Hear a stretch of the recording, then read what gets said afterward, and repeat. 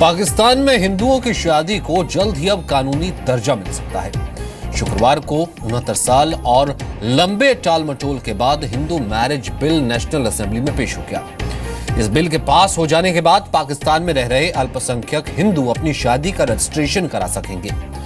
हालांकि secular Sindh forum ने Hindu marriage bill को किडनैपिंग और कन्वर्जन का लाइसेंस बताया है। सेकुलर सिंध फोरम इस बिल का विरोध कर रहा है।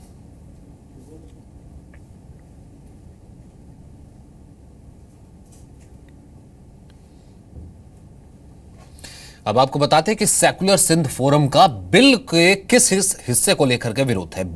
बिल के मुताबिक अगर शादी के बाद हिंदू लड़का या लड़की धर्म परिवर्तन कर ले तो उनकी शादी अपने आप खत्म हो जाएगी।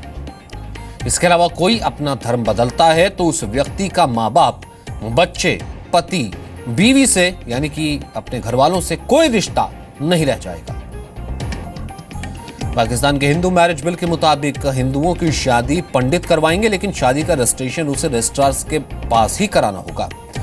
बिल में लड़के और लड़की की शादी की उम्र कम से कम 18 साल तय की गई है। शादी के बाद लड़का और लड़की चाहे तो आपसी सहमति से अलग हो सकते हैं, लेकिन अदालत से मंजूरी लेनी होगी। अगर बाद में समझौता होता है तो फिर शादी की जरूरत नहीं होगी। कुछ फायदे भी हैं जो हम आपको बताते हैं। बिल पास होने के बाद हिंदू अपनी शादी रजिस्टर कर सकेंगे। शादी रजिस्टर होने के बाद आईडी, पासपोर्ट, डोमिसाइल सर्टिफिकेट बनवाने में आसानी होगी। कानूनी मामलों में भी मैरिज रजिस्ट्रेशन का फायदा मिलेगा।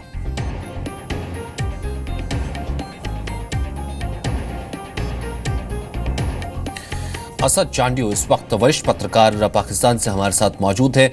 अब असद जी, एक तरफ माइनॉरिटीज के हितों की बात लगातार होती रही है और उसके बाद दूसरी तरफ इस बिल की चर्चा भी होती रही है। आप इसके विरोध का सवाल आपने भी उठाया था, इसमें क्या कुछ एस्पेक्ट्स हैं जो आप देख रहे हैं सर?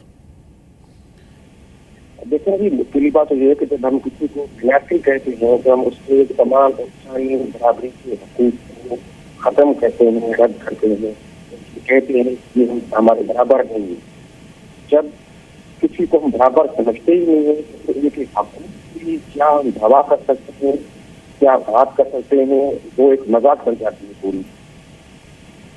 सिंध में मसला ये है कि हिंदुओं के साथ उनकी बच्चियों को उठाया जाता है, मदर्स को उठाया जाता है, उसकी वाइफ को उठाया जाता है। वो खुला कहता है कि जी ये रजा खुशी हमने काम से मुतासर होकर ये इसने मसला प्रकट किया है, अब ये मुसलमान है, अब इसका किसी से कोई रिश्ता नहीं रहा, ये इसके वारिस हम ही हैं। वो बड़े निकालते हैं, हजारों मुल्ला इकट्ठे होते हैं। तो सर, मैं आपके पास ना दोबारा वापस आता हूँ। दरअसल आपके फोन में कुछ गड़बड़ी, कुछ आवाज सुनने में दिक्कत आ रही है। एक बार फिर से हम आपको रिकनेक्ट करते हैं, फिर मैं आपके पास आता हूँ। डॉक्टर रमेश कुमार वांखवानी जो कि सेनेटर हैं नेशनल असेंबली के, वो भी हमारे साथ जुड़ रहे हैं। रमेश जी, क्यों जरूरत पड़ी ये क्लॉज डालने की कि जहां पर एक माइनॉरिटीज को तो पूरा हक दिया जाता है कि वहां पर अगर धर्म परिवर्तन हो गया तो किसी तरीके का कोई संबंध नहीं रहेगा, अपने आप ही नल एंड वॉइड मैरिज हो जाएगी। ये तो अगेंस्ट जाता है ना माइनॉरिटीज के।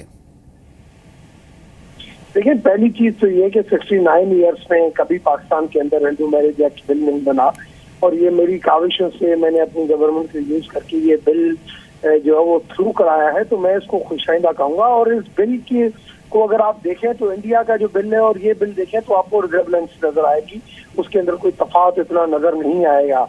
मगर मेन चीज इशू ये है कि मैं इस बिल के अंदर ये जो 2 पॉइंटों का बार बार जिक्र कर रहे हैं कि फोर्स्ड करे, वो मैं ही इस बिल के अंदर डालना चाह रहा था, क्योंकि पाकिस्तान के अंदर फोर्स्ड कन्वर्जन का एक प्रॉब्लम है, जिसके अंदर 18 साल से कम उम्र बच्ची जो है, बच्ची या बच्चा, उसको ऐसे किडनैप किया जाता है और फिर कहा जाता है कि कन्वर्ट हो गई और मुसलमान हो गई है, ऐसा इसने शादी कर लिया है, अब इसका हिंदू मजहब के ऊपर। तो उधर मेरी कंडीशन थी कि 18 साल से कम उम्र बच्ची या बच्चा in any other religion means अपने रिलीजन में भी और किसी रिलीजन में भी कन्वर्ट होकर शादी नहीं कर सके, जो पॉइंट में नहीं डला सका। दूसरी पॉइंट मेरी ये थी कि 12 सबसेक्शन 3 की, उस पॉइंट में मेरा ये था कि जो भी शादीशुदा जोड़ा हो, जब तक की सेपरेशन नहीं हो तब तक, क्योंकि होता यहाँ पे ये है कि अगर मियाँ और बीवी दोनों के अंदर कोई इख्तलाफ पैदा हो जाए तो भी जाके वो पना लेते हैं, या कोई बच्ची अगर अगवा होती है शादीशुदा तो भी किसी मदरसे वगैरह में पहुंच जाती है, तो उधर कहते हैं कि भाई ये अब कन्वर्ट हो गई, अब मियाँ से इसका वास्ता नहीं है। ये जो 2 पॉइंटें थी, ये हिंदू मैरिज एक्ट बिल का वैसे हिस्सा नहीं थी। मैंने इस वजह से डाला कि ये फोर्स्ड कन्वर्जन को रोकता, मगर ये कमेटी के अंदर मैंने काफी कोशिश की, शगुफ्ता जुमानी पीपल्स पार्टी की और अपना मौलाना शिरानी JUI का और अली मोहम्मद PTI के, इन तीनों ने इसकी मुखालफत की। मैंने अपनी पार्टी मियां मोहम्मद नवाज शरीफ की वजह से सारी पार्टी के लोगों ने सपोर्ट की, मगर इन तीनों पार्टी ने इसके ऊपर मुखालफत की। फिर भी मैंने कहा ये बिल थ्रू जरूर होना चाहिए, क्योंकि अगर बिल थ्रू नहीं हुआ तो ये भी मसला हो जाएगा। आज तक रजिस्ट्रेशन का प्रॉब्लम होगा। अगर वो जिस इंटरेस्ट की आप बात कर रहे हैं पाकिस्तान हिंदू काउंसिल से लेना पड़ता है। वाकवानी साहब, वो जिस इंटरेस्ट की आप बात कर रहे हैं और जिस तरीके से आप उनके हितों की बात करते रहे हैं, वो मसला ठीक है, वो आपकी बात बिल्कुल जायज़ है। लेकिन being a Hindu, being a minority, पिछले दिनों हमने देखा था कि कई प्रदर्शन भी सामने आए थे जिसमें यह कहा गया था कि क्योंकि बहुत कम ऐसे लोग हैं माइनॉरिटीज में, तो इसलिए उन्हें ये डर लगता है कि मेजोरिटी के लोग या फिर किसी और धर्म के अगवा कर लेते हैं वहां की बच्चियों को शादी के बाद भी, और फिर अगर जबरन भी धर्म परिवर्तन करवा लिया तो फिर शादी नल एंड वाइड हो गई, घर वालों से कोई लेना देना नहीं, और वो बच्ची जो है वो वहां से घर वालों से अलग होगी। तो ये तो एक तरीके से लाइसेंस नहीं दे देगा। नहीं, ये बिल लाइसेंस नहीं देता है। ये बिल उस प्रैक्टिस को रोकने के लिए जरूर, मगर उसको लाइसेंस कोई नहीं देता है। ये नहीं है कि लाइसेंस, ये प्रैक्टिस यहाँ पे है, 2-4 लोग हैं इधर एंटीरियर सिंध के अंदर, कराची के अंदर, जामसर समारोह में, जो लोग ये समझते हैं कि हमने अगर किसी को कन्वर्ट किया तो ये हमने बहुत बड़ा जो फतेह कर लिया। ऐसे लोग हैं जो ऐसी चीजें करते हैं और हमारे ही लोग वाकवानी साहब, आप ठीक है राजनेता हैं, वहाँ के एक बड़े अच्छे सियासतदान हैं, लेकिन आप खुद बताइए ना, सिंध प्रोविंस में 51% हिंदुओं की आबादी अगर 2% रह जाती है और इस तरह के जो हिंदू इस तरह की बातें वहाँ पे कर रहे थे, उनका एड्रेस किया जाना भी तो जरूरी था। असद चांडियो, इस बात से आप क्या सहमति रखते हैं वहां पर जब ये कहा जा रहा है, जैसे कि रमेश जी कह रहे हैं कि नहीं ये लाइसेंस नहीं देता, इससे रोकेंगे कन्वर्जेंस? ये बात जो हमारे जो सिंध में सिंधी हिंदुओं के जो नुमाइंदे बनते हैं पार्लियामेंट के, वो 5 करोड़ रुपए मुस्लिम लीगियों को देकर आते हैं, इसलिए वो मुस्लिम लीगियों के वहाँ बैठते हैं, जहनी तौर पर भी, इज्तिमाई तौर पर भी। मैं उनसे पूछता हूँ कि जब ये से मंजूर हो रहा था कि ये किस चीज पर एहतजाज कर रहे थे, नंबर 1। नंबर 2, वहाँ पर बदरान जमाना मुला जो यहाँ पर पार्लियामेंट को, जमहूरियत को भी रद्द करता है, मौलाना शिरानी हिंदू मैरिज बिल के इजलास में क्यों बैठा हुआ था और ये किसके खिलाफ एहतजाज कर रहे थे, और वहां पर जब ये एतराज कर रहे थे तो वो एतराज को रद्द कर रहा था।